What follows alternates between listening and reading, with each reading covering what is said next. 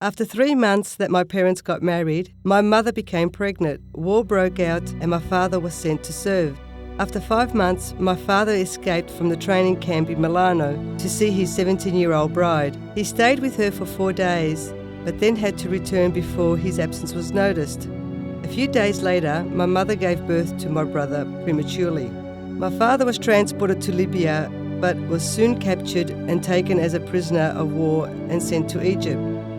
Later, when he was transported to South Africa, 2 of the 3 ships he was travelling on were shot down. Fortunately, my father was on the first ship, which was untouched. He used to tell us how badly they were treated in South Africa and about how they were fed on potato peels and bread. Times were also very tough for my mother in Italy.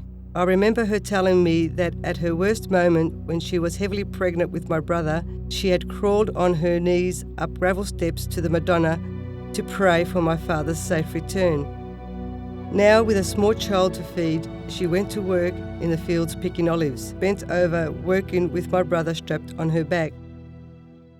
My father finally returned home on New Year's Day, 1947.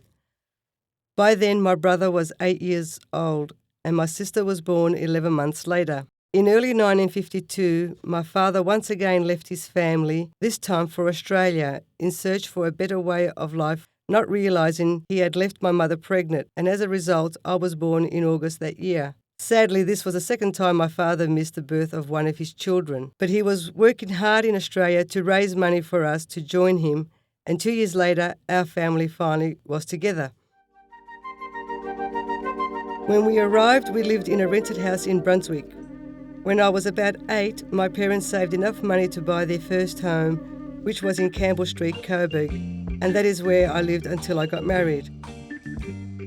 My father worked in a rope factory and as a cleaner in a college library. He loved this job because he loved books. Finally, he worked at Ford Motor Company, spare parts division, with my husband.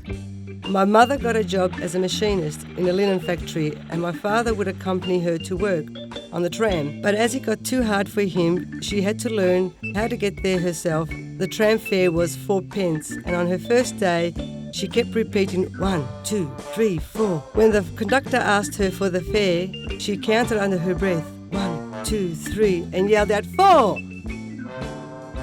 When I think about my mother being so independent, I admire her courage. As time drew close for her 10 years of service, she was dismissed just so they wouldn't have to pay her long service. She quickly found a job in a clothing factory where she worked until she retired. I think she always felt Australia had a lot more to offer her, that this was now her home. He always loved to play the guitar. He was an excellent dancer and singer. He even sang a song at my wedding. He was always hungry for knowledge. He would learn a new English word and then test us to see if we knew the meaning. My father always tried to make life easier for my mother and his family. Maybe he was trying to make up for all the hard times they had endured while they were apart. My parents taught me about family values and commitment. My father always aimed high for his family. I don't think I would be in the position I am in now without my parents' dedication and hard work.